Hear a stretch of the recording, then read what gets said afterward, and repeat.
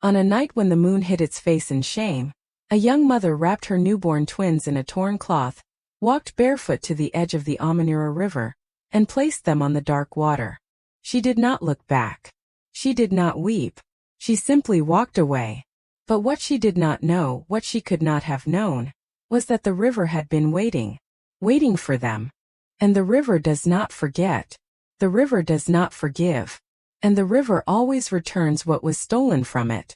In the western lowlands of a kingdom so old that its name had been worn smooth by the tongues of 10,000 griots, there stood a village called Arenal. It was a place of red clay and golden dust, where the baobab trees grew so wide that 3 men holding hands could not embrace their trunks. The rooftops were thatched with dried palm fronds that whispered in the evening wind like old women sharing secrets they had promised to keep. Arenal was a village that lived by rhythm. The pounding of cassava in wooden mortars at dawn. The call of the kola nut seller at midday. The rumble of talking drums at dusk, when the elders gathered beneath the great irako tree, to settle disputes and speak of things that mattered. And at the center of it all, at the very heart of Arenal, sat the compound of Chief Adewale. Chief Adewale was a man of considerable girth, considerable wealth, and considerable opinion. He had inherited his title from his father, and his father from his father, and so the line stretched backward into the mist of memory. He owned more cattle than any man in 3 villages. His yam barns were so full that the harvest festival was, in truth, a celebration of his harvest. His voice carried the weight of law, and when he spoke in the village square, even the wind seemed to pause and listen. But for all his power, Chief Adewale carried a wound that no healer could touch. He had no heir. 3 wives had come to live in his compound. 3 women of grace and beauty and industry. The first, Morinikeji, had given him 2 daughters, strong, brilliant girls. But in the eyes of the village council, daughters could not carry the staff of chieftaincy. The second wife, Aduk, had suffered the grief of stillbirth twice and had retreated into a silence so deep that even the other wives could not reach her. And then there was Abike. Abike was the youngest wife. She had arrived in the compound just 2 rainy seasons prior, brought from a distant village by a matchmaker who swore upon his ancestors that she would bring Chief Adewale the son he craved. She was slender and quiet, with skin the color of river clay after the first rain and eyes that held the kind of softness that made old women reach out and touch her face. But Abike was not merely quiet. She was afraid. She had come from nothing. Her father had been a farmer who lost his land to debt. Her mother had died when Abike was still braiding her first set of cornrows. She had been raised by an aunt who fed her scraps and dressed her in hand-me-downs and reminded her daily that she was a burden, a mouth that consumed but produced nothing of value. So when the matchmaker came with talk of a great chief seeking a wife, Abike's aunt had practically shoved her out the door. "Go," the aunt had said, her voice as dry as harmattan wind. "And do not return unless you return with worth." Those words, "do not return unless you return with worth," had burrowed into Abike's chest like a termite into wood. They lived there still, gnawing quietly at everything she did.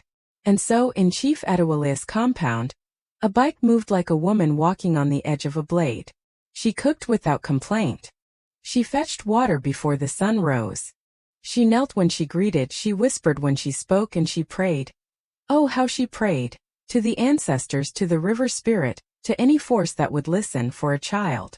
A reason to exist in this compound where the first wife, Morinikeji, watched her with calculating eyes and the second wife, Aduk, watched her with something worse, pity. Then, in the 3rd month of the dry season, the prayers were answered.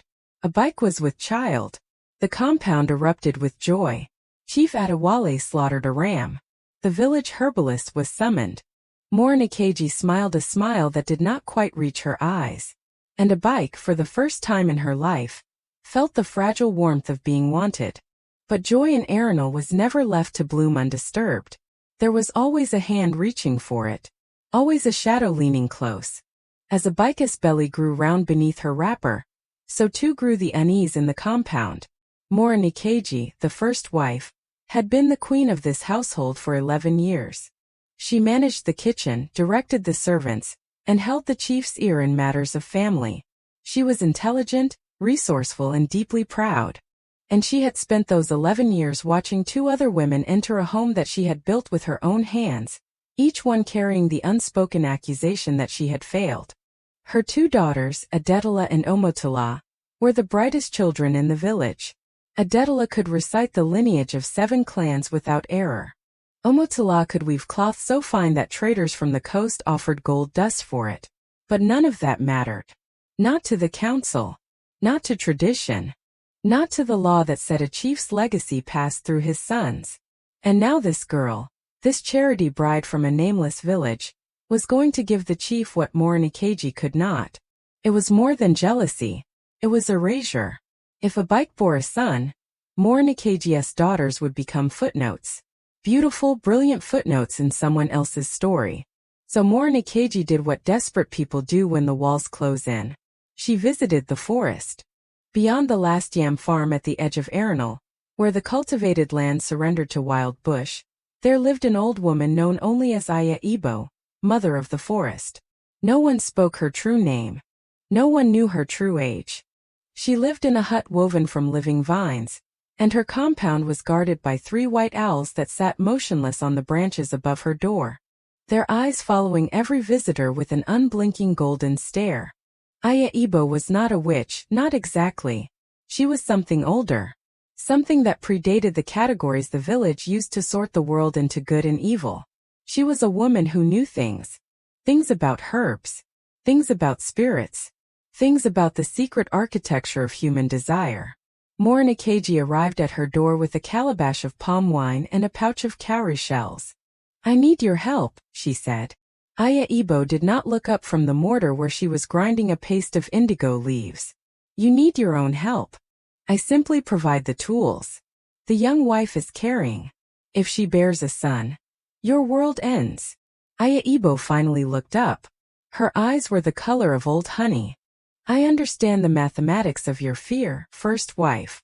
But what you are asking me to do carries a price. I will pay it. You do not yet know the cost. I will pay it." Aya Ibo reached into a clay pot and withdrew a small bundle wrapped in black cloth. Inside were 3 seeds, dark, wrinkled, no larger than a fingernail. "Grind these into her evening meal. Not all at once. 1 seed per moon. By the time the child comes, the birth will be complicated. The child may not survive. And if it does, the mother's mind will be clouded. She will not bond with what she has borne. She will see the child as a stranger, as a threat." Morinikeji took the seeds. Her hands did not tremble. That was the most frightening part. Not the act itself, but the steadiness with which she performed it. "And the price?" she asked. Aya Ibo smiled. It was not a warm smile. "The price is already being paid. You simply do not feel it yet." Over the next 3 moons, Morinikeji did exactly as she was told. She ground the first seed into a bike's pepper soup during the festival of New Yams. She dissolved the second into the herbal tonic that the village midwife had prescribed for the expectant mother. The third she sprinkled into a bowl of steamed beans on a quiet Tuesday evening when rain was falling and no one was watching. A bike noticed nothing. She only felt, in the weeks that followed, a strange fog descending over her thoughts. Her sleep became fractured, filled with dreams of dark water and faceless children calling to her from the other side of a river she could not cross. She woke in the mornings with her heart pounding, her hands clutching her belly as though protecting it from something she could not name. The village midwife, a stout woman called Mama Alabi, examined her and frowned. "The child sits low," she said. "Too low for this stage. And your eyes, they are clouded. Have you been eating well?" "I eat what is given to me," a bike whispered. Mama Alabi looked at her for a long moment, then looked away. There were things a midwife learned not to say aloud in a chief's compound. Then came the night. The labor began 3 weeks before it should have. It came not as a gradual tightening, but as a violent seizure that dropped a bike to the floor of her room like a felled tree. The women of the compound rushed to her side. Mama Alabi was summoned. Firewood was stacked. Water was boiled. The compound filled with the controlled chaos of birth. But this was no ordinary birth. The labor lasted 9 hours. 9 hours of agony that left Abika's voice shredded and her body wrung like wet cloth. And when it was over, when the final terrible push had spent itself, the room fell into a silence so absolute that even the rain outside seemed to stop. 2 babies. Twins. A boy and a girl born together. Their fingers intertwined as though they had been holding hands in the darkness of the womb. In many villages across the land, twins were considered a blessing. Sacred. Touched by the divine. But in Arenal, under the rule of Chief Adewale's council, the old belief still held power. And the old belief said that twins were an abomination, a sign that the mother had lain with a spirit, that the children carried 2 souls fighting for one destiny, that their presence would split the village like lightning splits a tree. The eldest council member, a man called Baba Akinyemi, arrived at the compound before dawn. He stood in the doorway of Abika's room, looked at the 2 infants on the mat, and shook his head slowly. "This is not a blessing," he said. "This is a warning." Chief Adewale, who had been pacing outside, stopped. "What are you saying?" "I am saying what our fathers said. What their fathers said before them. Twins are a crack in the order of things. If they remain, the crack will spread. They are my children. They are your test." Baba Akinyemi's voice was firm but not unkind. "The tradition is clear. They must be taken to the forest. Or to the river. The spirits will decide their fate." Chief Adewale looked at the old man. He looked at the door behind which his youngest wife lay bleeding and broken. He looked at his own hands, the hands of a chief, a leader, a man of authority, and he saw that they were trembling. And he said nothing. His silence was the verdict. But it was not Chief Adewale who carried the twins to the river. It was Abike. And this is where the story becomes something else entirely. The seeds that Morinikeji had placed in her food had done their work, not to kill the children, but to poison the bond between mother and child. When Abike looked at the twins, she did not feel the rush of love that every mother speaks of. She felt terror. She felt revulsion. She felt the cold certainty that these children were not hers, that they had been placed inside her by something dark, something that lived in the river of her dreams, something that wanted to consume her. The fog in her mind had become a wall. And behind that wall, her true self, the self that would have fought, would have screamed, would have gathered those babies and fled into the night, was locked away, pounding on a door that would not open. So when Morinikeji whispered to her, gently, so gently, that the river was the kindest option, that the spirits would take them peacefully, that it was better than the forest where the hyenas would find them, Abike listened. She wrapped the twins in a single cloth, a cloth dyed with indigo, the same indigo that Aya Ibo had been grinding the day Morinikeji came to her door, and she walked to the river. The Amanura River was wide and slow at this point, its surface black as polished stone beneath the starless sky. The banks were lined with reeds that swayed like mourners at a funeral. And the air smelled of wet earth and something else, something ancient and mineral, like the breath of the earth itself. Abike knelt at the water's edge. The twins were silent now, their dark eyes open, staring up at her with an expression that no newborn should possess, an expression of knowing. She placed them on the water. The cloth should have sunk. The current should have carried them downstream into the rapids, into oblivion. But the cloth did not sink.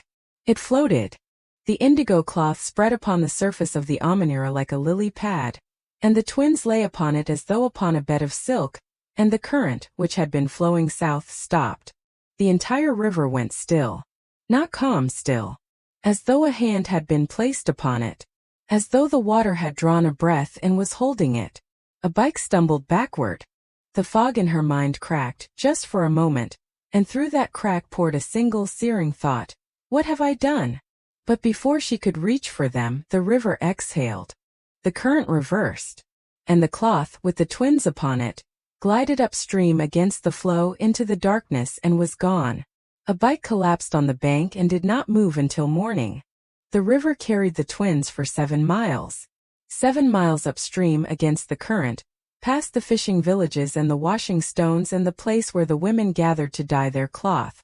Past the bend where the crocodiles sunned themselves on the rocks. past the ancient fig tree whose roots had grown so deep into the riverbed that the fishermen swore they could hear it drinking. And then the river delivered them. At the source of the Amanira, the place where the water emerged from a cleft in a granite hillside, clear and cold as liquid moonlight, there lived a woman. She had no village. She had no compound. She lived in a dwelling carved into the hillside itself, its entrance hidden behind a curtain of water that fell in a thin, perpetual sheet from the rocks above. Moss grew on her walls. Ferns grew from her ceiling. Fish swam in and out of her doorway as casually as chickens wandering through a village compound. Her name was Alamatutu, she whose hands cool the water. She was not human. Not entirely. She was one of the river's own, a spirit who had chosen centuries ago to take a form that could walk on land and speak with a human tongue. Her skin had the blue-gray sheen of river stone. Her hair moved like water even when there was no wind. And her eyes were the deep, transparent green of the pools where the river ran deepest. When the indigo cloth drifted to her doorstep, carrying two silent infants with wide, knowing eyes, Alamatutu did not gasp. She did not cry out. She simply bent down, lifted them from the water, and held them against her chest, one on each side, as though she had been expecting them, because she had. "I heard you coming," she whispered to them. "The river told me your names 3 moons ago. You are Taiwo, the one who tastes the world first. And you are Kahind, the one who comes after to judge whether it is worth entering." She carried them inside. She fed them with water infused with honey and crushed almonds. She sang to them, not lullabies but the old songs, the ones that existed before language, the ones that were nothing but vibration and intention and the memory of creation. And the twins grew. They grew with an astonishing speed that was not quite natural but not quite alarming. It was as though the river itself were feeding them, not just sustaining their bodies but building them, the way a river builds a delta, grain by grain, with infinite patience and irresistible force. By the time a single rainy season had passed, Taiwo and Kahind were no longer infants. They moved like children of 5 or 6 years, though their eyes held the depth of something far older. Taiwo, the boy, was lean and watchful, with a quiet intensity that reminded Alamatutu of the river in its deep channels, where the current ran strongest beneath a surface of perfect calm. Kahind, the girl, was all motion and music, her laughter echoing off the cave walls like stones skipping across water, her fingers always reaching for things, insects, pebbles, shafts of light, as though the entire world were a market and she was examining every piece of merchandise. Alamatutu taught them what the river knew. She taught Taiwo to listen, not with his ears, with his skin, to feel the vibrations that traveled through water and stone and air, the vibrations that carried truth the way a river carries silt. She placed his hands on the surface of the pool and told him to close his eyes. "What do you hear?" she asked. "I hear a woman crying," he said. "Far away. She is crying in her sleep." Alamatutu nodded. "That is your mother. The river carries her grief to you because it wants you to know that she did not choose to abandon you. She was made to. There is a difference between a woman who throws away her children and a woman whose arms are forced open. Remember that difference, Taiwo. It will matter one day." She taught Kahind to sing. Not ordinary songs, songs that could do things. Songs that could call rain from a dry sky. Songs that could make a wound close like a flower folding its petals at dusk. Songs that could reach into a person's chest and untangle the knots that grief and guilt had tied in their spirit. "Your voice is not just sound," Alamatutu told her. "It is medicine. It is memory. It is the river's way of speaking through you. Use it carefully. A song sung with anger can break what a song sung with love could heal." And she gave them each a gift. To Taiwo she gave a stone, smooth, black, no larger than a plum, taken from the deepest point of the Amanira, a place where the water was so deep that sunlight had never touched the bottom. "When you hold this stone," she said, "you will see the truth of any person who stands before you. Not their words. Not their faces. Their truth. The thing they hide even from themselves." To Kahind she gave a single cowrie shell, ancient and white, with a crack running through its center that looked, if you held it at the right angle, like a river flowing between two lands. "When you hold this shell to your ear," Alamatut said. You will hear the voice of any ancestor who wishes to speak. The dead do not forget Kahind. They are simply waiting for someone willing to listen. But the gifts came with a warning. You are children of the river and children of the land, Alamatut told them, her green eyes grave. You belong to both worlds, and both worlds will claim you. The day will come when you must return to the village that cast you out. Not for revenge, the river does not do revenge, but for balance. What was broken must be mended. What was hidden must be shown. And what was poisoned must be cleansed. When will that day come? Taiwo asked. When the river tells you. You will know. The water will change color. It will turn the shade of indigo. The same indigo of the cloth your mother wrapped you in. When you see that color in the water, it is time. And if we are afraid? Kahind asked. Alamatut smiled. And for a moment she looked almost human. Then you will be afraid. Courage is not the absence of fear, child. Courage is the river. It flows through the fear, not around it. And so the twins waited. They grew. They learned. They practiced their gifts in the hidden world of the river's source, surrounded by water and stone and the quiet, patient wisdom of a spirit who loved them as fiercely as any human mother could. And 7 years passed. On a morning when the dry season had baked the earth to the color of old bone, Taiwo went to the pool to wash his face. He cupped the water in his hands. And when he looked down at his palms, the water was indigo. Dark, rich, unmistakable. He looked at Kahind. She looked at him. Neither spoke. Neither needed to. It was time. The village of Arenal had not prospered in the 7 years since the twins were cast into the river. It had not collapsed, not visibly. The huts still stood. The market still opened. The elders still gathered beneath the irako tree. But there was a thinness to everything, as though the village were a cloth that had been washed too many times. The colors were fading. The threads were pulling apart. The harvests had grown smaller each year. The yams came out of the ground stunted and bitter. The river, the Amanira, had pulled back from its banks, leaving a wide margin of cracked mud where children used to play. The fish had moved to deeper water. The cattle grew lean. And the people had changed too. Arguments broke out in the market over nothing. Neighbors who had shared meals for decades now eyed each other with suspicion. The talking drums were played less frequently. The songs at the festival of New Yams grew shorter, quieter, until they stopped altogether. Chief Adewale had aged beyond his years. His girth had diminished. His voice, once a thunderclap, had thinned to a rasp. He sat in his chair in the meeting hall and stared at the wall, and when people brought him disputes to settle, he waved his hand as though swatting at flies. "Settle it yourselves," he would mutter. "I am tired." The truth that everyone knew but no one said aloud, was that the chief was dying. Not of disease.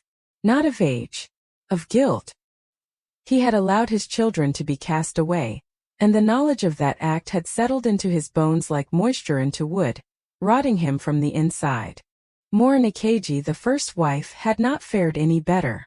The price that Aya Ibo had spoken of, "You are already paying it," had revealed itself slowly like a stain spreading through white cloth. Her eldest daughter, Adetala, the brilliant one, had lost her speech. One morning she simply stopped talking. No illness. No injury. Her voice was simply gone, as though it had been taken from her in the night. The herbalists could not explain it. The diviners shook their heads. And Omotala, the gifted weaver, had lost the use of her hands. They curled inward, frozen like the claws of a bird, and no amount of massage or medicine could open them. Morinikeji understood. She understood that what she had taken from Abike's children was being taken from her own. The mathematics of spiritual debt were exact and without mercy. She did not visit Aya Ibo again. There was nothing the old woman could do. Some debts could only be paid in one currency.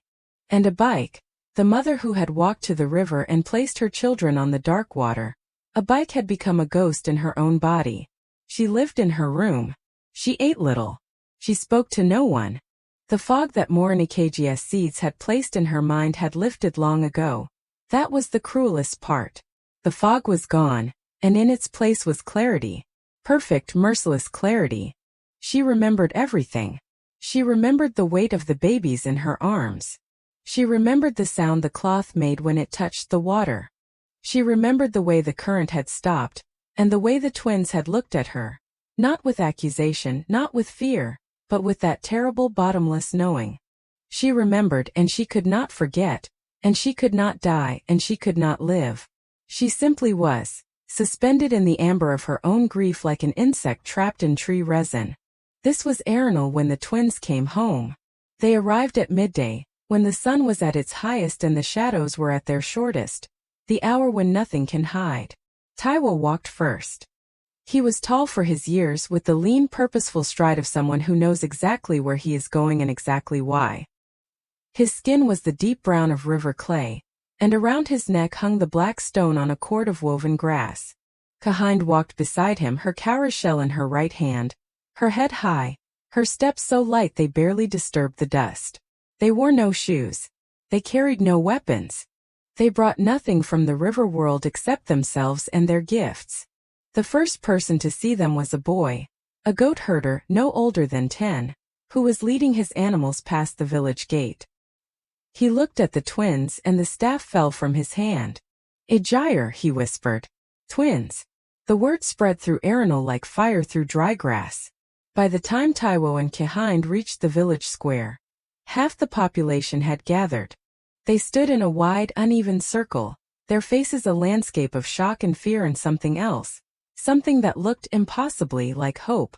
Chief Adiwale was carried from his chair to the square on a litter, too weak to walk.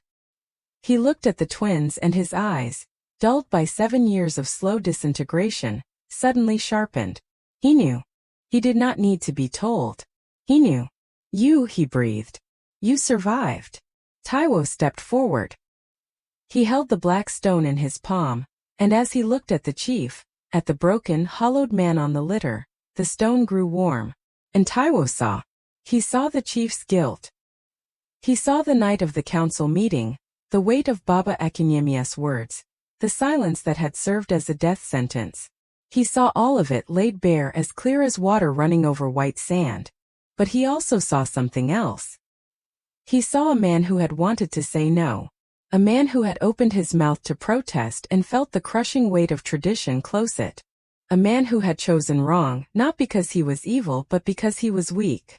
And weakness, Taiwo understood, was not the same as wickedness. "Father," Taiwo said. His voice was calm. It carried across the square without effort, as though the air itself were helping it travel. "I did not come to punish you. I came to free you. But freedom has a condition." "Name it," the chief whispered. "The truth. All of it. Spoken aloud. Here. Now. In front of everyone." And Chief Adiwale, for the first time in 7 years, sat upright. And he spoke. He told them everything. The council's decree. His silence. The walk to the river. He spoke until his voice cracked and his eyes overflowed and his hands gripped the sides of the litter as though the truth were a physical force trying to throw him from his seat. When he finished, the square was utterly still. Then Kahind stepped forward. She looked across the crowd and found Morinikeji. The first wife stood at the edge of the circle, flanked by her 2 daughters, one silent, one with curled, useless hands. Morinikeji's face was a mask of stone, but her eyes were the eyes of a woman who has been waiting 7 years for a reckoning she knew was coming. Kahind did not raise her voice. She did not point. She simply held the cowrie shell to her ear and listened. And then she spoke, but the voice that came from her lips was not her own. It was the voice of an ancestor. An old woman. A grandmother long dead. "Morinikeji, daughter of my daughter's daughter. I have watched you. I have watched you walk into the forest. I have watched you carry seeds of darkness into a house of light. I have watched you feed poison to a woman whose only crime was fertility. And I have watched your own children pay the price for your transgression. Speak now. Speak, or the debt will pass to their children, and to their children's children until the truth is told." Morinikeji's mask shattered. She fell to her knees, not gracefully, not dramatically, but the way a wall falls when the foundation gives way. And she confessed. She told them about Aya Ebo, about the seeds, about the calculated, methodical poisoning of a bike's mind, about the whispered suggestion that the river was the kindest option. She did not ask for forgiveness. She did not weep. She simply laid the truth on the ground in front of her like a farmer laying out every last yam for inspection, hiding nothing, excusing nothing. The crowd murmured. Some turned away. Some wept. Some looked at their own hands, as though checking for stains they might have missed. And then movement at the back of the crowd. A bike. She had heard. From her room, through the thin walls, she had heard her children's voices. Voices she had never heard before. Voices that belonged to the twins she had placed on the dark water 7 years ago. And the sound had done what 7 years of silence and suffering could not. It had broken the lock on the door inside her. She emerged into the sunlight, thin as a reed, her eyes swollen, her wrapper hanging loose on her diminished frame. She walked through the crowd, and the people parted for her the way water parts for a stone. She stopped in front of the twins. She looked at Taiwo. She looked at Kahind. And she could not speak. The words were there. 1,000 words, 1,000,000 words, but they were too large for her throat, too heavy for her tongue. She stood there, trembling, her arms at her sides, unable to reach for them because she did not believe she had the right. Kahind moved first. She pressed the cowrie shell into her mother's hand, and a bike heard through the ancient shell. A voice she recognized. Her own mother. The mother who had died when a bike was still braiding her first cornrows. Hold them, my daughter. Hold them and do not let go. You have punished yourself long enough. The river did not take them from you. The river kept them for you. They were never lost. They were waiting. And so were you. A bike's arms opened, and the twins stepped into them. The sound that came from a bike was not a word. It was not a cry. It was the sound of something that had been held underwater for 7 years finally breaking the surface and gasping for air. It was the sound of a heart restarting. It was the sound of a woman being returned to herself. Taiwo placed his hand on his mother's chest, and the last traces of the poison, the fog, the self-loathing, the belief that she was worthless, dissolved like salt in warm water. Gone. As though they had never been. And then something happened that no one in Arenal had anticipated. Kahind began to sing. It was a quiet song. A river song. A song without words, just melody, just vibration. Just the pure, undiluted intention of healing. It moved through the square like a warm wind, touching everyone it passed. It touched Adetala, Morinikeji's eldest, and the girl gasped and her lips moved and a sound came out. A word. Then another. Her voice, stolen by the debt of her mother's sin, returned like a bird flying back to a branch it had been frightened from. The song touched Omotala and the girl's hands, those frozen, curled claws slowly opened, finger by finger, knuckle by knuckle, until they were flat and trembling and whole. It touched the chief and the color returned to his face, and the weight lifted from his spine, and he sat up, truly sat up, for the first time in years. It touched Morinikeji, and the first wife bent forward, pressing her forehead to the dust, and wept, not with the controlled precision that had defined her life, but with the raw, ugly, beautiful abandon of a woman who had finally stopped performing strength and allowed herself to break. And beyond the village, the Amanira River surged. It swept back over the cracked mud of its abandoned banks. The water returned full and rich and alive, carrying fish and silt and the faint, unmistakable scent of indigo flowers. In the days that followed, Arenal rebuilt itself, not with bricks and thatch but with truth.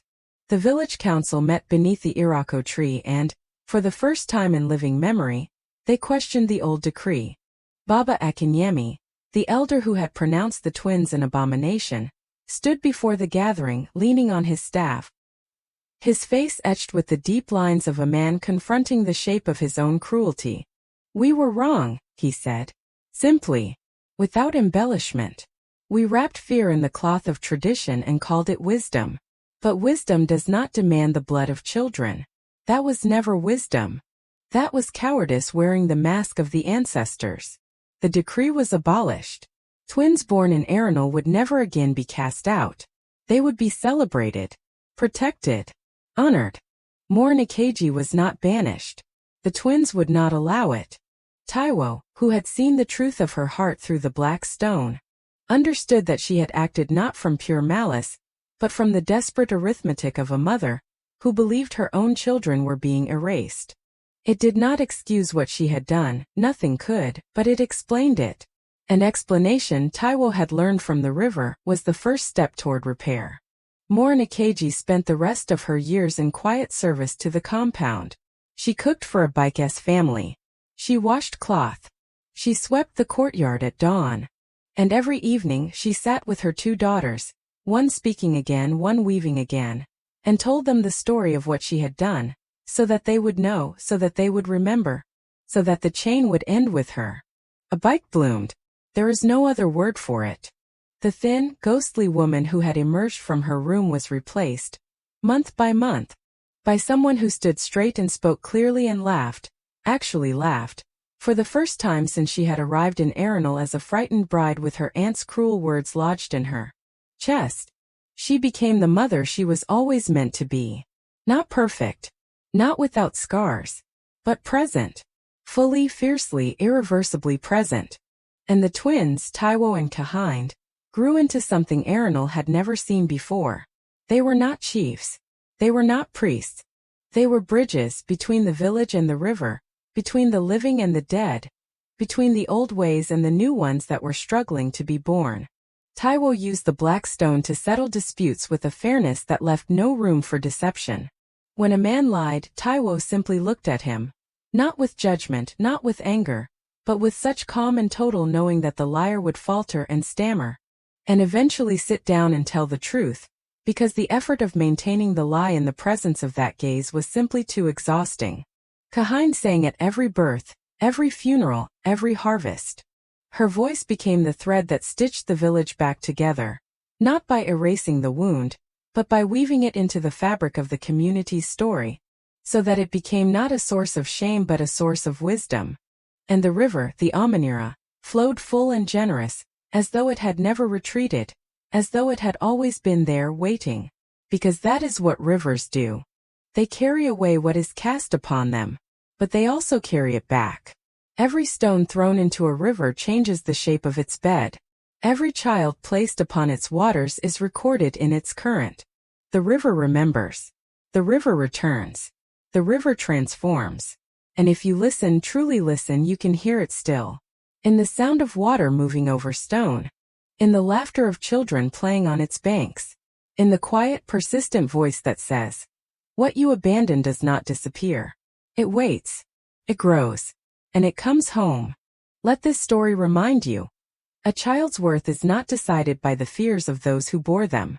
A mother's love, even when buried beneath poison and shame, does not die. And the truth, no matter how deep you sink it, no matter how far downstream you send it, will rise. It will always rise. If this story stirred something in your spirit, if it reminded you of a truth you already knew but had perhaps forgotten, I ask only this: stay with us. Share this tale with someone who needs to hear it. And when the next story begins, be here. Because the river of stories never stops flowing, and neither should we.